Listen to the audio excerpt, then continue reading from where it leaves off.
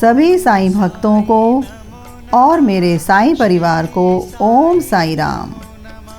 जब सद्गुरु ही नाव के खेवैया हैं तो वे निश्चय ही कुशलता और सरलता पूर्वक इस भव सागर से पार उतार देंगे। सद्गुरु शब्द का उच्चारण करते ही मुझे श्री साईं की स्मृति आ रही है। ऐसा प्रतीत होता है मानो वे स्वयं मेरे सामने खड़े हैं और मेरे मस्तक पर उदी लगा रहे हैं। श्री साईं बाबा के मनोहर रूप के दर्शन कर कंठ प्रफुल्लता से रूंध जाता है और आँखों से अश्रुधारा प्रवाहित होने लगती है।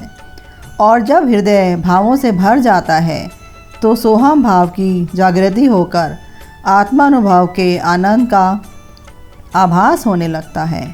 मैं और तू का भेद नष्ट हो जाता है और तत्क्षण ही भ्रम के साथ अभिन्नता प्राप्त हो जाती है।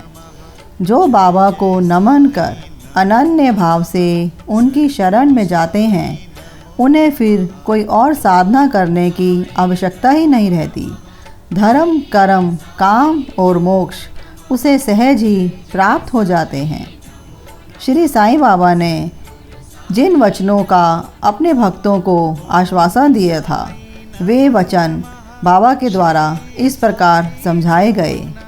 मेरे भक्तों के घर अन्न और वस्त्रों का कभी भी अभाव नहीं होगा।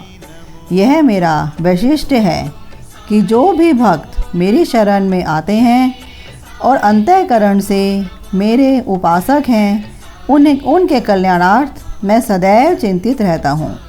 कृष्ण भगवान ने भी गीता में यही समझाया है।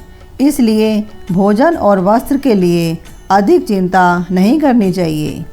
यदि कुछ मांगने की अभिलाषा है तो ईश्वर को ही मांगो। किसी पदार्थ से आकर्षित न होकर सदैव बाबा के चिंतन में ही अपने मन को लगाए रखो।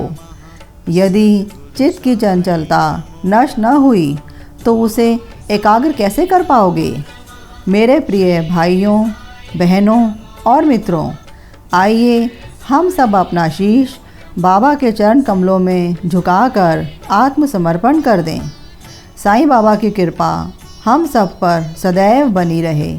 आप सबका दिन मंगलमय हो। ओम साईं राम।